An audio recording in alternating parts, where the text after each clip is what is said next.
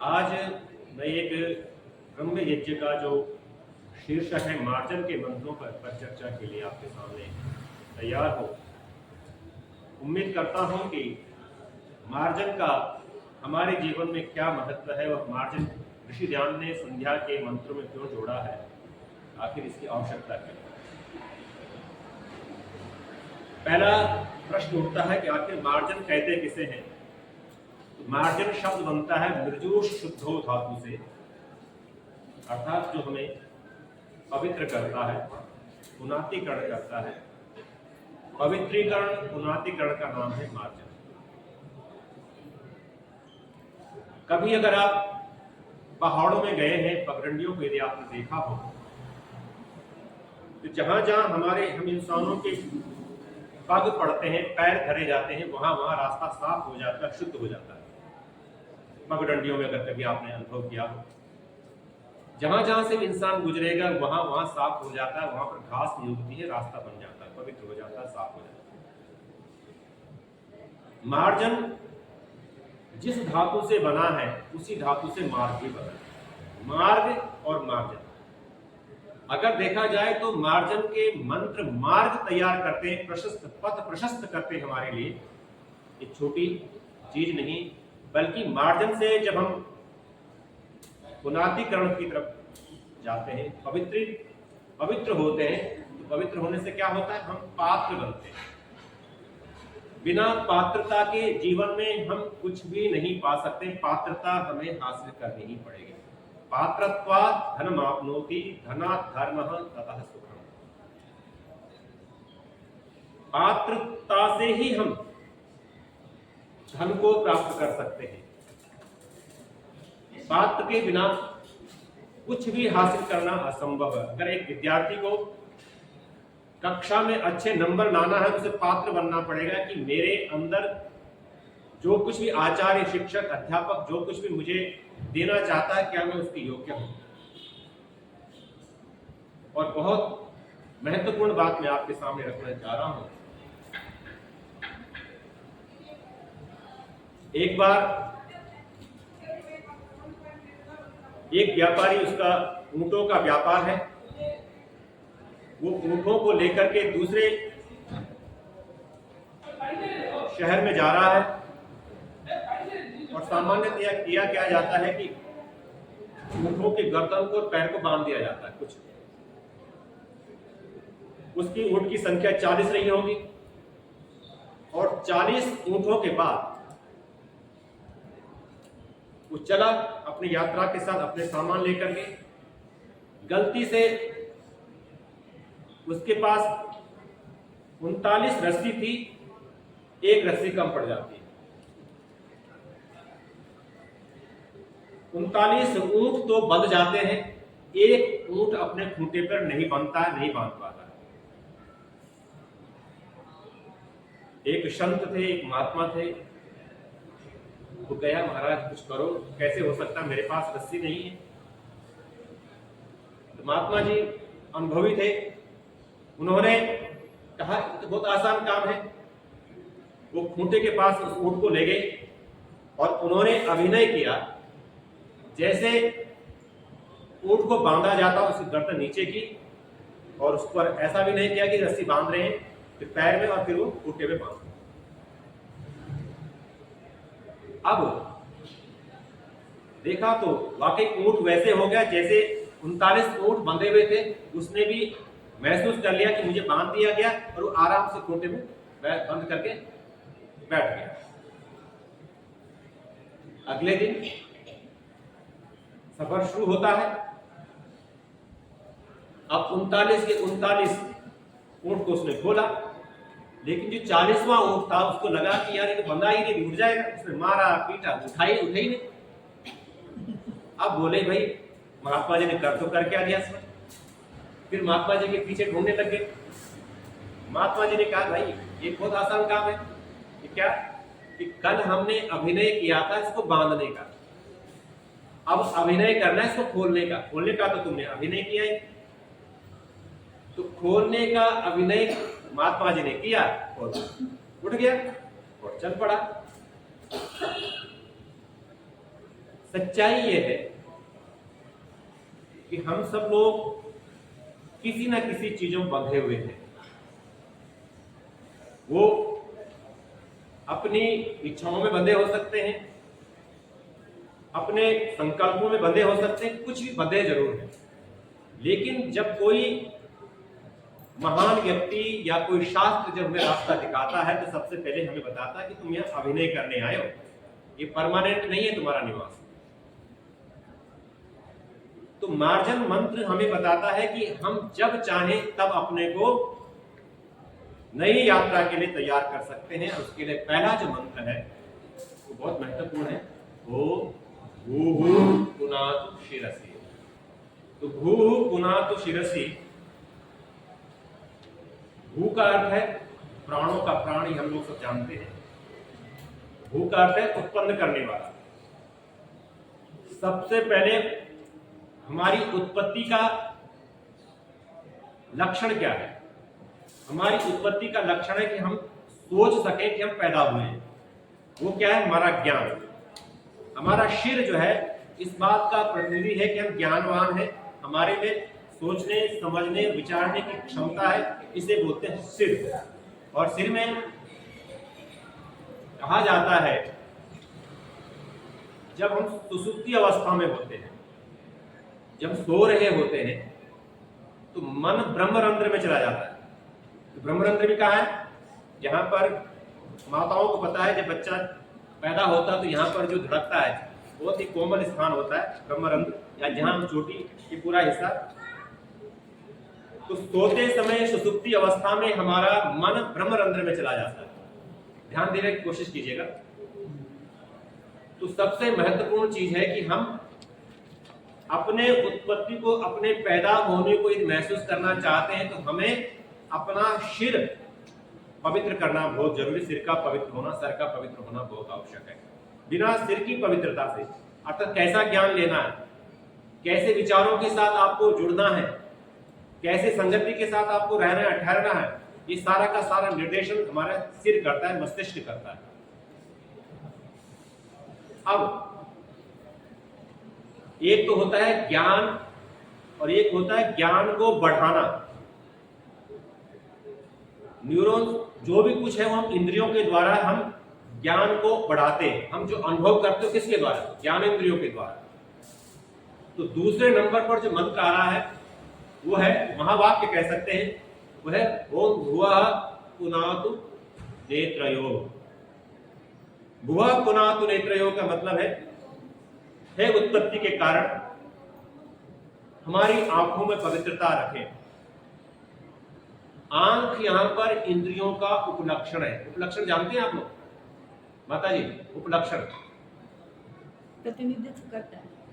उपलक्षण ऐसा कह सकते हैं कि जैसे हमने यज्ञ करना है और यज्ञ करने के लिए हमने घी रखा हुआ है या कुछ मिठाइयां रखी हुई, कुछ सामान रखा हुआ है।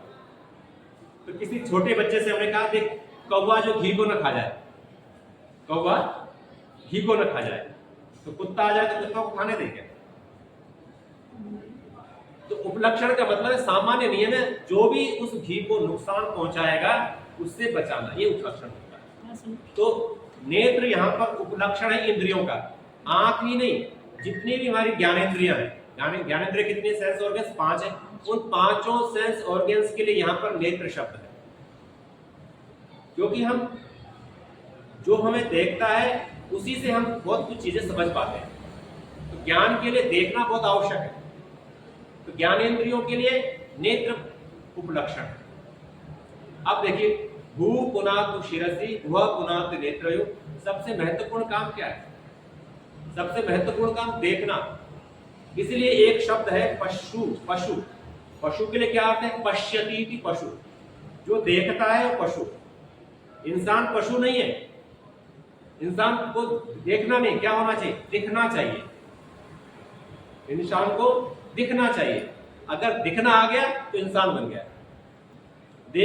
देखना का मतलब उसको दिखने, उसको माँ दिखाई देनी चाहिए, बहन दिखाई देनी चाहिए, बेटी दिखाई देनी चाहिए, रिश्ते दिखाई देने चाहिए, गरिमा दिखाई देनी, हर चीज दिखाई देती है, इसलिए वो मनुष्य है। पशु को नहीं दिखाई देता, पशु केवल देखता है। तो देखता और दिखना में ये फर्क है कि हमें दिखना भी आना चाहिए। तो ज्ञानेंद्रिय में दोनों चीजें हैं, देखना, दिखना, सुनना, सुनाना, और यहां तक हम जो स्वाद लेते हैं, जो घ्राण है, ये सब के सब स्पर्श, ये सारी की सारी ज्ञानेंद्रिय। अब ज्ञानेंद्रिय के बाद नंबर आता है स्वः पुनातु कंठे। हमने पिछले दिनों में चर्चा की, प्रब्रवाम प्रब्रवाम, वयम प्रब्रवाम, हम बोले। तो बोलने के लिए किसकी आवश्यकता पड़ती? कंठ की आवश्यकता पड़ती है। हमने, हमारा अस्तित्व है, हमने, हमारे में ज्ञान आ गया, भू पुनातु शिरसी से, भुआ पुनातु नेत्रयों से, हमें ज्ञान को निरंतर बढ़ाना है, ज्ञान को बढ़ाना, लेकिन स्वः पुनातु कंठे, हमें अपने कंठ की भी पवित्रता करनी है। कंठ की पवित्रता का अर्थ क्या है? बड़े विनम्रता के साथ कहना चाहूंगा, आजकल बहुत सारे लोग, जब कोई पावरफुल व्यक्ति आपके सामने आता है तो उसके सामने बहुत ही तमीज से पेश आते हैं। अगर कहूं कि बटरिंग करते हैं, पूरी मक्खन लगाते दिखाई देते हैं, और जैसे उनको शक्तिहीन व्यक्ति दिखाई दिया, उसको धमकाना शुरू करते हैं। तो स्वः पुनातु कंठे इस बात का कि मुझे इस कंठ की पवित्रता का ख्याल रखना है। मुझे अधिकतम होता क्या है, जो सामर्थ्यवान होता है उसकी कमियों को कोई नहीं दिखा पाता है। तो मेरे कंठ की पवित्रता का अर्थ है कि कोई सामर्थ्यवान है, यदि कोई गलती कर रहा है तो मैं बोल सकूं, इतनी मेरी कंठ में मजबूती होनी चाहिए, इतने कंठ में पवित्रता होनी चाहिए। तो स्वः पुनातु कंठे, मुझे ऐसा नहीं है मेरे कंठ में इतनी मधुरता हो, इतना प्रेम हो कि हर किसी के लिए प्रेम हो, फिर चालाकियां ना हो। वाकई मैंने अपने हृदय में अपने कंठ को पवित्रता से, मधुरता से भर लिया हो, तब जाकर कहा जाएगा मेरा कंठ, मेरा संभाषण, मेरे हर वचन में मधुरता हो, प्रेम हो, स्नेह हो। इसका फायदा क्या हो? तो तीसरे नंबर पर हमने कहा था स्वः, जो सुख देने वाला, वो हमारे कंठ को पवित्र करे। और चौथे नंबर पर आता है ओम महापुनातु हृदय। सबसे महत्वपूर्ण चीज है कि हमारा जो सबसे व्यापक है, सबसे विशाल है, बड़प्पन वाला है, उस बड़प्पन परमपिता परमात्मा से हम प्रार्थना करें कि हमारा हृदय विशाल हो, हमारा हृदय पवित्र हो। और पवित्रता का अर्थ होता है कि मुझे संकोच न हो, मैं ना कह सकूं और हां कह सकूं, मेरे अंदर कॉन्फिडेंस का पूरा पूरा भाव हो, आत्मविश्वास से भरा हुआ हो, तब जाकर कहा जाएगा कि हाँ, मेरे हृदय में पवित्रता है। आपने नाम सुना होगा महात्मा हंसराज जी का, जिन्होंने डीएवी स्कूल की स्थापना में बहुत बड़ा योगदान दिया है। महात्मा हंसराज जी के बहुत गरीब घर से थे प्रारंभ में। महात्मा हंसराज के पिताजी ने देखा कि स्कूल में जाना है, नया कोट सिलवाया। नया कोट सिलवाया तो दिसंबर का महीना, बालक चल पड़ा। अब क्या होता है, स्कूल जाने से पहले वो देखता है कि एक पुल के नीचे एक माँ अपने छोटे से ठुठुरते हुए बच्चे के साथ वहां पर है। महात्मा हंसराज से रहा नहीं गया, एक बालक है, वो जाते हैं, उस माँ के पास जाते हैं, अपना कोट जो है ना उतार के उस माँ को, उस बच्चे को उड़ा लेते। अब घर आते हैं, घर क्या हुआ होगा, माँ ने तो पहले 2 लपट लगाई, तेरी हिम्मत कैसे दे देगी, तुझे पता है कितनी मेहनत से हमने कोट सिलाया, हमने कितने भूखे रहे, कितने हमने अपने को अपना पेट काटा है। उस समय महात्मा हंसराज जी कहते हैं, माँ तुम्हारी थप्पड़ से ज्यादा चोट मुझे उस माँ को, जब मैं ठुठुरते हुए अपने बच्चे के साथ देख रहा था, तो वो ज्यादा चोट मुझे लगी, आपके थप्पड़ से मुझे कोई चोट नहीं लगी, कोई दर्द नहीं हुआ, कोई पीड़ा नहीं। ये थे महात्मा हंसराज जी। अर्थात हृदय की विशालता का अर्थ है कि फिर अपना पराया किसी प्रकार का स्क्रिप्टेड नहीं है, ये हम सृजनात्मक, हम अपने अंदाज से जब सोचने के लिए तैयार है, उसे कहा जाता है परमपिता परमात्मा हमारे हृदय की पवित्रता, हमारे हृदय को आप पवित्र करो। अब ये हृदय की विशालता वहां भी चाहिए जो हमने कंठ में कहा कि ऐसा नहीं है हमें शक्तिशाली लोगों के सामने तो झुकना है और कमजोर लोगों के सामने हमें सीना तान के खड़ा होना नहीं। इसके लिए इस बात का ख्याल रखना होगा कि हमें दोनों के साथ चाटुकारिता से नहीं, अभी तो स्वाभिमान के साथ, हृदय की विशालता के साथ, हृदय की गहराई के साथ व्यवहार करना चाहिए। वो है जो जैसा उसको वैसा कहना चाहिए, ये हमें आना चाहिए। आज कम्युनिकेशन नहीं आ पा रहा है, हमें बात रखनी नहीं आ पा रही है, हम डरते हैं अपने से बड़ों के सामने। कई बार ऐसा देखा गया कि छोटा बच्चा सही होता, बड़े गलत होते हैं। बड़े सही होते हैं इसमें नो डाउट, पर कई बार ऐसी चीजें भी होती हैं। तो बच्चों को प्रश्न पूछने का अवसर दिया जाना चाहिए। तो महापुनातु हृदय, और इसलिए हृदय में ह्री द य 3 शक्तियों से हृदय बनता है। ह्री का मतलब त्याग करना, हमें जीवन में बहुत सारी चीजों को छोड़ना पड़ता है। दा का मतलब स्वीकार करना, बहुत सारी चीजें हमें जीवन में स्वीकार करनी पड़ती है। तो यम का मतलब है हमें दोनों में बैलेंस बनाना आना चाहिए। हृदय उस शक्ति का नाम है। क्या छोड़ने वाली चीजें वो हमें पता है, क्या हमें ग्रहण करनी वो हमें पता है, और किनके साथ संतुलन बनाना है उसे बोलते हैं यम। इन 3 शक्तियों का नाम है हृदय। तो महापुनात हृदय। अब महापुनात हृदय के बाद हृदय में ओम जनः पुनातु नाभ्याम। हृदय की पवित्रता कब हो पाएगी कि जब हम नाभि में आ पाएंगे। नाभि के लिए क्या संबोधन किया? जनः। हमारी यदि उत्पत्ति का स्थान है, कोई प्रजनन कर सकता है, कोई उत्पन्न कर सकता है, कोई उत्पादक है, तो वह जनः, अर्थात सबको पैदा करने वाला कोई है तो जनः अर्थात नाभि। नाभि का मतलब क्या है? हृदय उसी का ही विशाल हो पाएगा जिसका पाचन तंत्र अच्छा होगा। अगर पाचन तंत्र अच्छा नहीं तो उसका हृदय विशाल हो ही नहीं सकता है। तो सबसे पहली बात है कि जनः पुनातु नाभ्याम, नाभि पर जितना काम किया होगा उतना ही आपका पाचन तंत्र ठीक रहेगा और उतना ही आपका शक्ति बढ़ेगी। जिसका पाचन तंत्र ठीक नहीं होता है, जिसकी नाभि ठीक नहीं होती है, वो कितना भी बढ़िया उसको खिला लो, खूब बादाम खिला लो, खूब किशमिश खिला दो, खूब काजू खिला दो, उसके शरीर में लगता नहीं है। कहते हैं इसकी नाभि तो हिल गई। तो नाभि का तंदुरुस्त रहना, नाभि का सही स्थान पर रहना बहुत अनिवार्य है। तभी जाकर के शरीर को ऊर्जा मिलती है, तभी जाकर के शरीर को ताकत मिलती है। तो नाभि हम कई बार चर्चा कर चुके हैं, दोबारा से चर्चा कर लेते हैं कि जब मां के पेट में शिशु होता है तो वहीं से नाभि नाल से ही उस शिशु को पालन पोषण, यहाँ तक डीएनए जो ट्रांसफर हो रहा है, जो संस्कार ट्रांसफर हो रहे हैं, उसी नाभि नाल से हो रहे हैं। पोषण भी वहीं से मिल रहा है। तो नेवल कोर्ड बहुत महत्वपूर्ण है, इसका ख्याल रखना चाहिए। और उसका तरीका ये है कि जब ब्रीद आउट करें तो नाभि वाला हिस्से को हम अंदर की तरफ ले जाएं, और जब ब्रीद इन करें तो नाभि वाले हिस्से तक उसको फुलाएं। इस प्रकार का जो हम सांसें लेते हैं तभी जाकर के नेवल कोर्ड ठीक हो सकता है। अगली बात है, लेकिन नाभि को मजबूत करने का तरीका क्या है?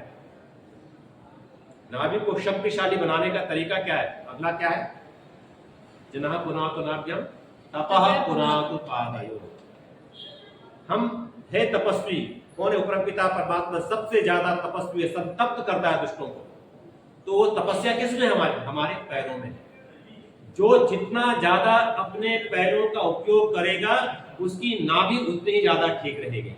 अगर ऊर्जावान बनना है तो पैरों का उपयोग करना ही पड़ेगा, अन्यथा आपकी नाभि ठीक नहीं होगी, और नाभि ठीक नहीं होगी तो क्या ठीक नहीं होगा?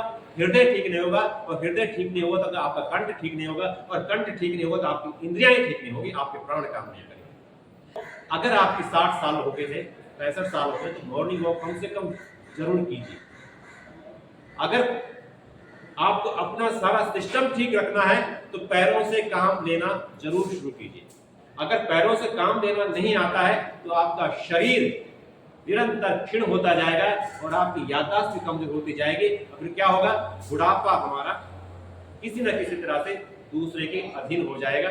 इसलिए तो तपः पुनातु पादयोः, अगर पैरों की पवित्रता है वो है हमें कर्मठ बनना पड़ेगा, शर्मशील बनना पड़ेगा। और इसीलिए एक अर्थ किया जाता है भू का ज्ञान, ज्ञान मार्ग। भुआ का अर्थ किया जाता है उपासना, और स्वा का एक अर्थ किया जाता है कर्म। तो इन चीजों से भी हमें ज्ञान, कर्म और उपासना से भी हमें अपने जीवन को ठीक रखना है।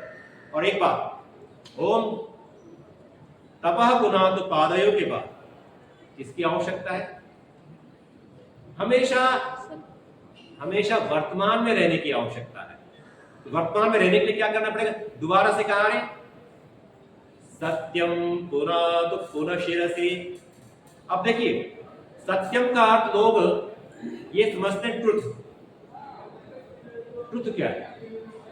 ट्रुथ को समझने के लिए मैं कहूंगा सत्य शब्द से सत्य बना है, और सत्य का मतलब सत्ता, एग्जिस्टेंस, अस्तित्व। तो किसका एग्जिस्टेंस?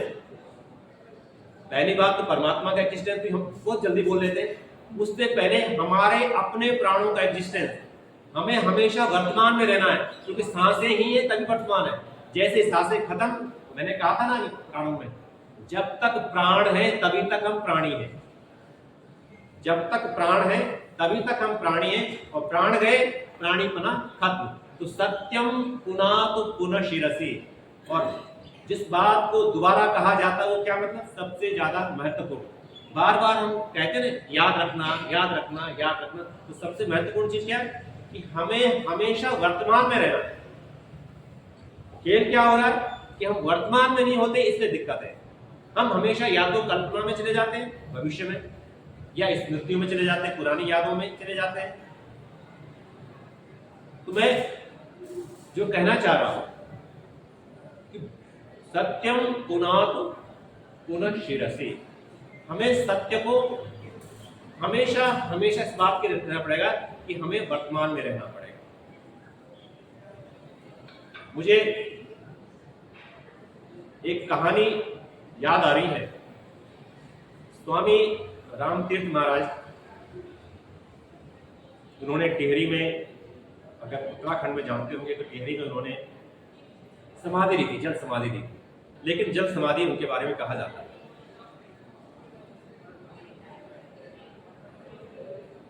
स्वामी रामतीर्थ एक बार समुद्री जहाज से जा रहे थे। जाते हुए जहां बैठे हुए थे वहीं पर एक जर्मन का व्यक्ति बैठा हुआ था, और वो जर्मन का व्यक्ति चाइनीज सीख रहा था। तो स्वामी रामतीर्थ जी से रहा नहीं जाता है, और स्वामी रामतीर्थ जी ने कहा कि भाई जो जर्मन का व्यक्ति, उसकी 90 साल की उम्र है, और सबको पता है कि चाइनीज सीखने के लिए कम से कम 10 वर्ष चाहिए। पिक्टोरियल लैंग्वेज है, चित्रात्मक है।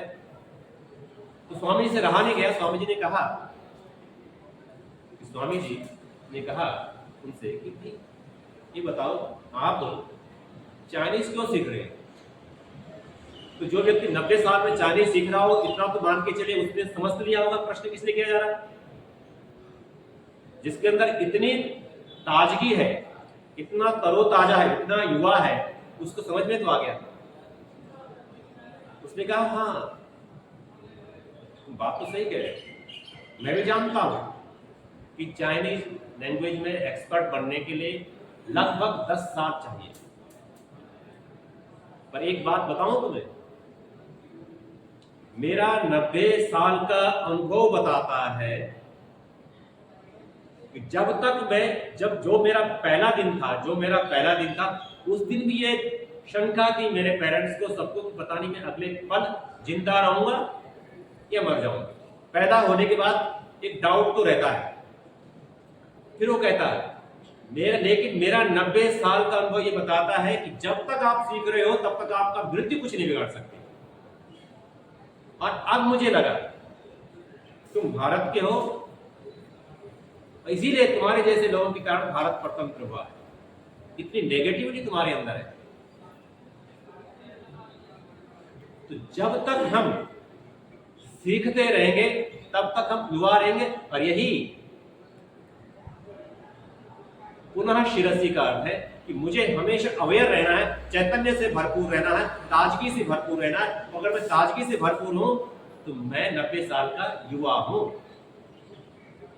और अगर मैं ताजगी से भरपूर नहीं हूं तो मैं 20 साल का बूढ़ा हूं। वृद्धत्व और युवा, ये उम्र से कोई लेना देना नहीं है। ये सारा का सारा खेल है मानसिकता से। अगर मैं कहता हूं मुझे सीखना नहीं है तो मेरे अंदर बुढ़ापा आ गया, और अगर मेरे अंदर सीखने की भावना है तो मेरे अंदर युवापन है। यही पहचान है। और जब तक हम सीखते हैं तब तक हम शव नहीं बन सकते, और सीखना बंद करते हम शव बन जाते हैं। तो कहा प्राण जब तक है तभी तक प्राणी है, और प्राण जब तक है तब तक सीखते रहेंगे तो मृत्यु हमारा कुछ नहीं बिगाड़ सकती है। ओम सत्यम पुनः पुनः शिरसी। और अगली बात, ओम खम ब्रह्म पुनः तो सर्वत्र। देखिए, खम का अर्थ है शून्य। कभी शून्य को आप बना के देखें तो शून्य की विशेषता होती है, उसका आप ये नहीं पता कर सकते कहां आदि हो रहा कहां अंत हो रहा, नहीं बता सकते। शून्य का आप मार्क करते हैं। दूसरा, ओम खम ब्रह्मा। ब्रह्मा का मतलब है क्रिएटर। जहां है जैसे वहीं से आप निर्माण कर दीजिए। इसकी सोचने की जरूरत नहीं है कि मेरे पेरेंट्स कैसे थे, मेरी उम्र कैसी है, मैं कैसा दिखता हूं, मेरे पास संसाधन है, कोई फर्क नहीं है। जहां है जैसे उसी स्थिति से शुरू कर दीजिए। ओम खम ब्रह्मा। और इससे क्या होगा, सर्वत्र सब जगह पवित्रता रहेगी। और आकाश का मतलब है खाली स्थान। हमारे लिए परमात्मा ने इतनी ज्यादा, हमें किसी की कॉपी पेस्ट करने की आवश्यकता नहीं है। बहुत अनंत संभावनाएं हैं, वो अनंत संभावनाएं बताती है खास है आकाश से। हमारे पास हम जहां चाहें वहां पहुंच सकते हैं, जो चाहें उसको पा सकते हैं। लेकिन उससे क्या करना पड़ेगा, हमें शून्य से शुरुआत करनी होगी। और शून्य से जब शुरुआत करेंगे तब हमें क्रिएटर का भी ख्याल रखना होगा। और क्रिएटर का ख्याल रखने का अर्थ है कि मैं वर्तमान में हूं, और वर्तमान में रहने का मतलब है कि मैं प्राणवान हूं, मैं अस्तित्व में हूं। और यही मार्जन का मंत्र का लक्ष्य है। मैं अपना मार्ग खुद तय करना है, दूसरा मुझे नहीं पहुंचा सकता है। मुझे खुद ही अपनी मंजिल तय करनी है। दूसरे टूर हो सकते हैं लेकिन वो मेरे सहयोग कर सकते हैं, लेकिन मुझे पहुंचाएंगे नहीं वहां। मुझे खुद चलना पड़ेगा। संसाधन है वो मेरे, लेकिन यात्रा जर्नी मुझे खुद करनी पड़ेगी।